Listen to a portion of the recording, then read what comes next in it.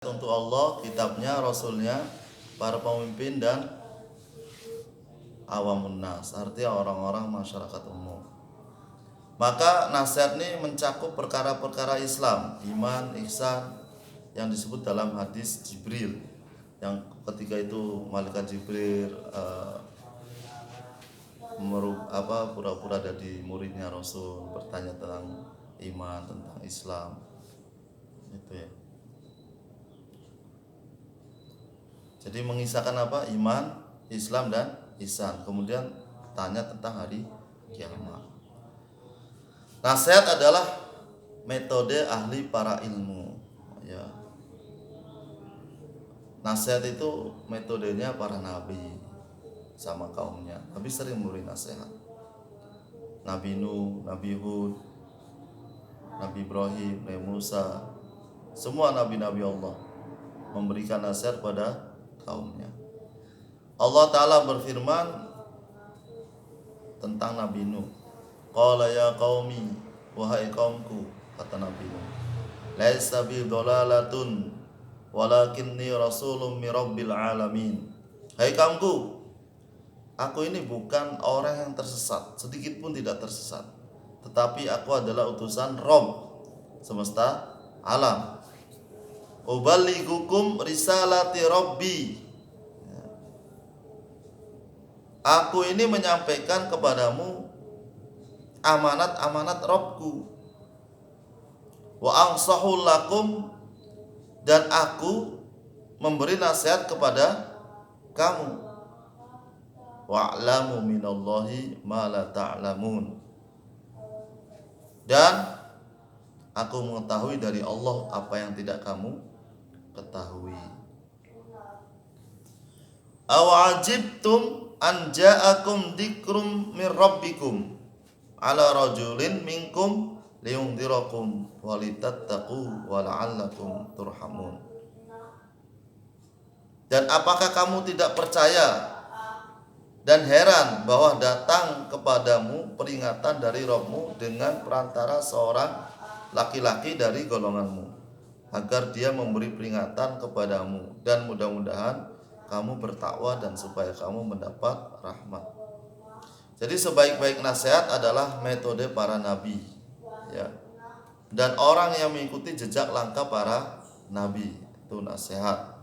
Nasihat adalah menginginkan kebaikan untuk yang diberikan nasihat.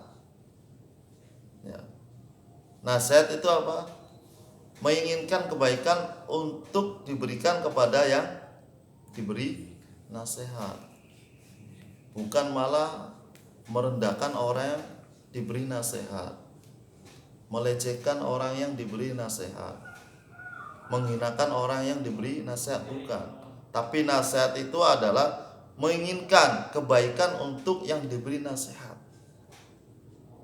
kenyamanannya, ketenangannya, supaya orang yang diberi nasihat ini merasa tenang, nyaman dalam kebenaran, jangan sampai terus dalam kesesatan. Jadi nasihat untuk Allah bagaimana?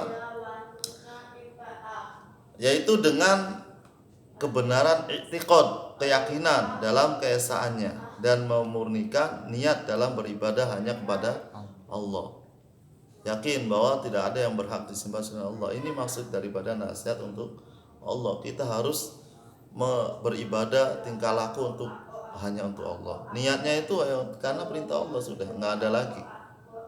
Kamu tersenyum ke saudara muslim bukan karena supaya dia senang atau apa. Ini perintah. Ya. Nabi bersabda, senyummu kepada saudara muslim adalah sedekah. Artinya kita bersenyum itu bukan karena apa-apa, karena ingin bagaimana Allah ridho. Nah, dimaksud nasihat untuk Allah itu kita harus meyakini bahwa Allah lah yang Maha Esa dan tidak ada yang berhak disembah selain Allah, dan niat dalam segala hal itu hanya untuk Allah. Kemudian nasihat untuk kitabnya apa? Yaitu mengimaninya. Isi dalam Al-Quran la raiba fi, tidak ada keraguan di dalamnya. Nah, ini nasihat untuk Quran, maksudnya kita meyakini, kita amalkan ya, sekuat tenaga kita yang ada di dalam Al-Quran, membacanya, dengan bacaan yang benar, tartil. Makanya kita ada pembelajaran tajwid, menolak penyelewengan makna yang dilakukan orang-orang yang salah, yang bodoh, mencela orang-orang yang mengingkari Al-Qur'an. Ini maksud nasihat li kitabihi, untuk kita meyakini Al-Qur'an dan tidak ada keraguan di dalamnya. Kemudian nasihat untuk Rasulnya apa? Yaitu dengan membenarkan kenabiannya. Kita yakin bahwa Rasulullah Nabi Muhammad bin Abdullah itu adalah utusan Allah dan hambanya. Kita harus meyakini. Nah, itu namanya nasihat untuk Rasulnya, memberikan ketaatan baginya terhadap apa saja yang diucapkan oleh beliau. Taat, kalau itu perintah lakukan, kalau itu larangan tinggalkan. Perintah lakukan semampunya, larangan tinggalkan. Tinggalkan, nggak ada semampunya, harus ditinggalkan, karena setiap larangan itu perkara yang mudah. Kalau larangan kok nggak bisa ditinggalkan, itu namanya terpaksa. Larangan pun akhirnya boleh dilakukan. Masalah kelaparan di tengah hutan, akhirnya yang adanya ternyata cuma bangkai, kan haram. Tapi karena lapar akan mengakibatkan mati, terpaksa dia makan bangkai. Misalkan ya. Nah, tapi itu kan yang perkara jarang.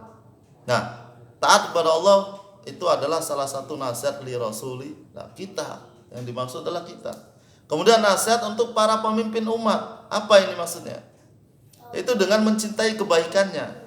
Kebaikan para pemimpin harus kita cintai. Kebenaran para pemimpin, keadilan para pemimpin kita harus cinta. Jangan sampai iri. Orang pemimpin adil, bagus, kita iri. Akhirnya yang dicari kejelekannya. Jangan. Kebaikan-kebaikan kita cintai, mencintai bersatunya umat dan membenci perpecahan umat atas mereka. Jangan sampai kita dipanas-panasin, wah pemimpin ini begini-begini. Kita harus tahu persis, kan kita cari kebenarannya. Nah, itu namanya nasihat untuk para pemimpin, berpegang dengan mentaati mereka dalam taat kepada Allah. Selagi pemimpin taat pada Allah dan Rasulnya, maka kita wajib taat pada pemimpin, mencintai kemuliaan mereka dalam taat pada Allah dan Rasulnya, membenci orang yang keluar dari mereka, artinya memberontak, padahal dia adalah pemimpin umat Islam, pemimpin umat Islam. Ini yang dimaksud pemimpin umat Islam, bukan memimpin kerajaan umum, kan, tapi termasuk Indonesia Islam. Kesalahan pemimpin kita tegur, kita nasihati. Nasihat untuk semua umat Islam apa? Memberikan petunjuk untuk kebaikan mereka. Jadi hendaknya seorang muslim mencintai untuk mereka apa saja yang ia cintai. Kita cinta dengan mungkin dengan ilmu, dengan amal, dengan kebaikan. Kalau kita diikram kita senang, kan? Kita diperlakukan baik kita senang, maka usahakan kita juga memperlakukan baik kepada umat. Begitu. Orang dimuliakan, kita ikut muliakan mereka. Ulama dimuliakan, kita muliakan mereka. Jangan ada iri, artinya di sini nggak boleh ada iri dengki, sesama kaum muslimin. Itu namanya nasihat. Nasihat untuk siapa? Untuk semua umat, termasuk nasihat untuk diri sendiri. Mengasihi mereka, menyayangi yang kecil, menghormati yang tua, memuliakan ulama, itu namanya nasihat untuk semua umat. Nabi SAW mengabarkan sebagaimana dalam hadis Anas radhiyallahu anhu disebutkan oleh Imam Bukhari dan Muslim, la yu'minu ahadukum hatta yuhibba li akhihi wa yuhibbu li nafsihi. Ini dalilnya. Tidak sempurna iman seseorang dari kalian sehingga apa? Ia mencintai untuk saudaranya apa saja yang dicintainya untuk dirinya sendiri. Umumnya manusia begitu, senanglah dimuliakan, kan, dihormati, maka kita juga harus memuliakan dan menghormati, senang disayang, ya kan? Ketika orang-orang tua kita menyayangi kita, ya, walaupun bukan orang tua kandung, kalau kita disayang, nak, masya Allah pinternya ini, nak, ya. Nah, kita juga usahakan kepada anak yang lebih kecil daripada kita sayang. Nah, kita dihormati sama anak-anak karena kita lebih tua, ya kita usahakan menghormati orang yang lebih tua dari kita. Paham ya? Walaupun maksud dan tujuan daripada ini semua hanya karena Allah, bukan tujuan supaya kita dimuliakan, bukan tujuan kita supaya disayang, bukan. Tetap tujuan ini semata-mata karena Allah. Kita sayang sama anak-anak kecil, tapi ada anak kecil kok nggak sopan sama kita, ya sudah, sabar, ya kita nasihati, walaupun bukan untuk kita, tapi bagaimana kebaikan selalu ada dalam setiap diri kita dan umat Islam. Nah, ini namanya nasihat untuk umat Islam. Iya, kita semua mencintai petunjuk kebaikan, istiqomah. Ya, kita bagaimana orang pun bisa istiqomah, bisa mendapatkan hidayah. Begitu ya. Maka hendaknya engkau memberikan petunjuk kepadanya jika ia tersesat, mengingatkannya apabila ia lupa, membantunya apabila dia ingat, dan meluruskannya apabila ia menyimpang. Semua itu harus dilakukan dengan cara yang baik dan ucapan sopan. Yaitu namanya nasihat begitu. Seperti pembicaraan awal, apa nasihat itu? Keinginan baik untuk orang yang dinasihati. Jadi menasihati itu ada keinginan baik untuk orang yang dinasihati, bukan untuk merendahkannya, menghinakannya, mengecilkannya. Nah, begitu. Makanya di sini diterangkan, fabima rahmatin minallahi linta lahum walau kunta faddan ghalidhal qalbi lam faddu min hawlik fa'fu anhum wastaghfir lahum washawirhum fil amr fa idza azamta fatawakkal 'ala Allah innallaha yuhibbul mutawakkilin. Ini ayat Al-Qur'an surat Al-Imran. Maka disebabkan rahmat dari Allah lah kamu berlaku lemah lembut terhadap mereka. Sekiranya kamu bersikap keras lagi berhati kasar, tentulah mereka menjauhkan diri dari sekelilingmu. Karena itu maafkanlah mereka. Ya, kan begitu. Jadi walaupun kita baik, tapi kok ada orang yang nggak baik sama kita, ya tetap ya kita maafkan mereka. Mohonkanlah ampun bagi mereka. Jangan mau tergoda setan. Ada musuh teman kita sendiri, sesama saudara muslim, kamu arahannya sesat, kamu ini nggak benar, ya kita maafkan dia, ya kan? Jangan didoakan juga, wah dia menyimpang, dia itu ranting yang patah, bahaya, wah hancurkan ya Allah mereka, ya Allah yang telah memecah belah umat ini. Tapi merekanya sudah ditunjuk, saudara kita juga, nggak boleh. Ya. Doakan kebaikan, maafkan. Ya, ini nasihat untuk sesama orang Islam. Walaupun beda organisasi, beda pondok pesantren, tetap ya maafkan kesalahan mereka. Mohonkanlah ampun bagi mereka. Minta kepada Allah supaya mereka diampuni. Ya tetap kita minta ya supaya Allah mengampuni dosa kita, dan minta juga untuk Allah, untuk mereka, ya Allah ampuni dosa mereka juga. Bermusyawarahlah dengan mereka dalam urusan itu. Nah, kita harus bermusyawarah dengan para ulama dalam masalah-masalah yang memang rumit, yang kita nggak bisa menyelesaikannya. Ya, musyawarah dengan ulama. Ada masalah-masalah itu jangan cerita ke sembarang orang, ya nanti jadi aib sendiri. Cerita kepada orang tua atau kepada ulama yang terpercaya, yang insya Allah dia tidak akan menceritakan kesalahan kita, karena kita mau minta solusi penyelesaiannya.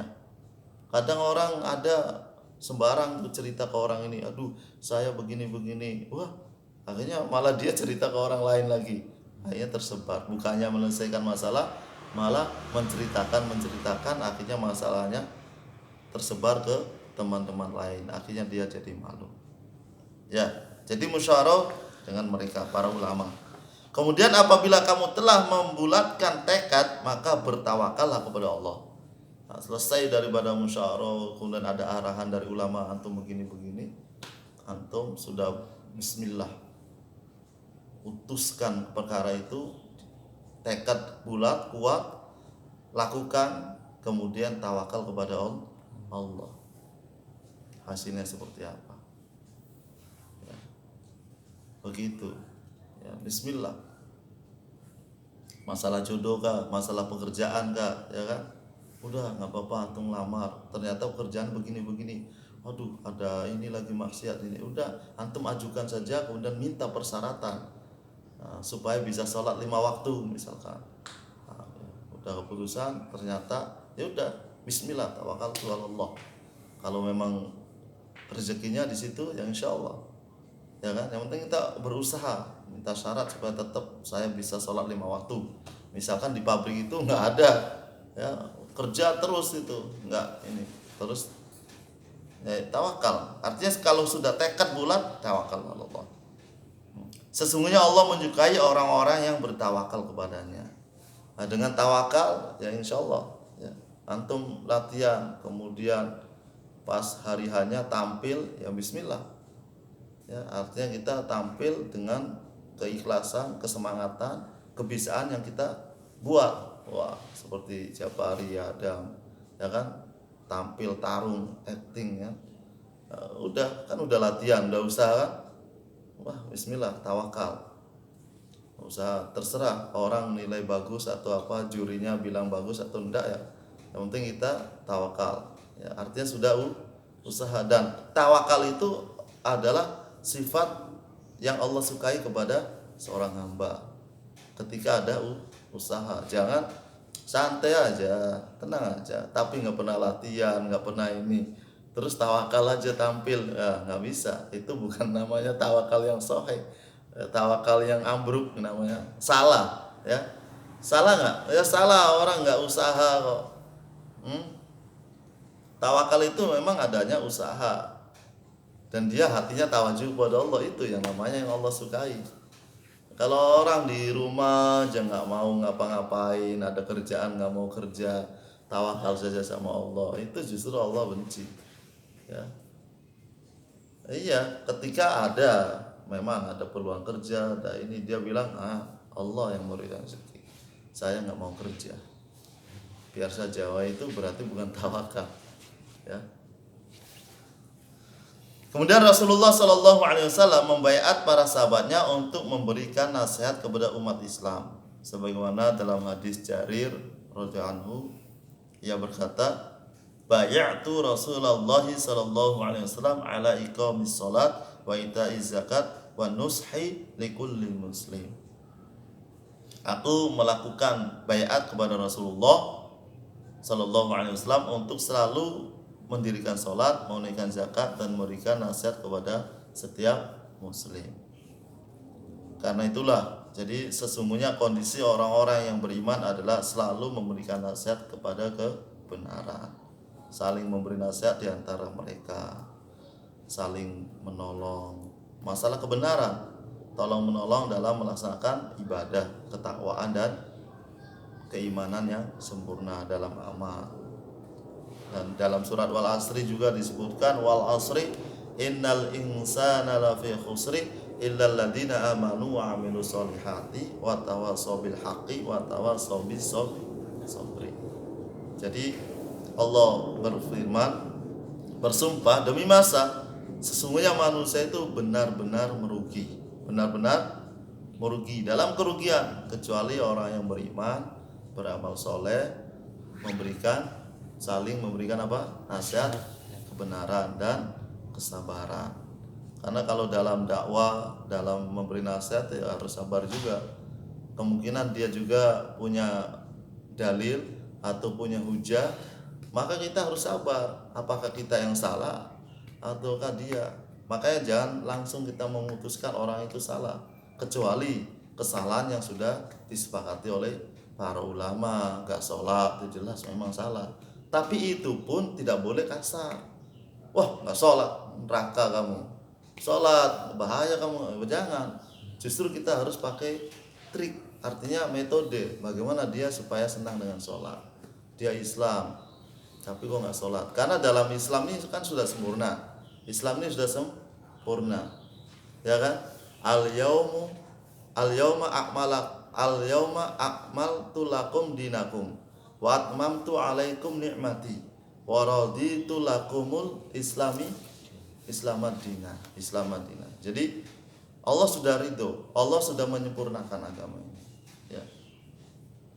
Nah, sempurnanya agama itu apa? Imaniyah, ubudiyah, muamalah, muasyarah, dan akhlak. Ada yang imannya jos ini, tapi ternyata muasyarahnya salah, sama orang nakal, sama orang nggak baik. Ada orang muasyarahnya baik, tapi ubudiyahnya nggak ada. Yang penting saya baik sama orang, walaupun saya nggak sholat, tapi saya nggak pernah mencuri, tetap juga salah, ya. Ada yang akhlaknya baik, tapi nggak pernah ibadah. Nah, jadi bagaimana ibadah imaniyah, ubudiyah, muasyarah, muamalah, akhlak itu baik, ya. Jangan sampai ibadahnya bagus tapi dalam muamalah nggak bagus, nggak jujur, curang, ya. Timbangan harusnya 1 kilo dia dikurangi sedikit. Nah, itu namanya nggak jujur, muamalahnya nggak bagus. Muamalah itu artinya dalam perdagangan, dalam kerja, tukang, bos, apa segala macam, itu muamalah, ya. Jadi ya, semoga taklim singkat ini menjadi asbab hidayah dan menguatkan iman kita. Dan kita semurakan majlis ini dengan doa kepada majelis. Subhanallah walhamdulillah, subhanallah wa asyhadu an la ilaha illa anta astaghfiruka wa atubu ilaik. Wassalamualaikum warahmatullahi wabarakatuh. Waalaikumsalam.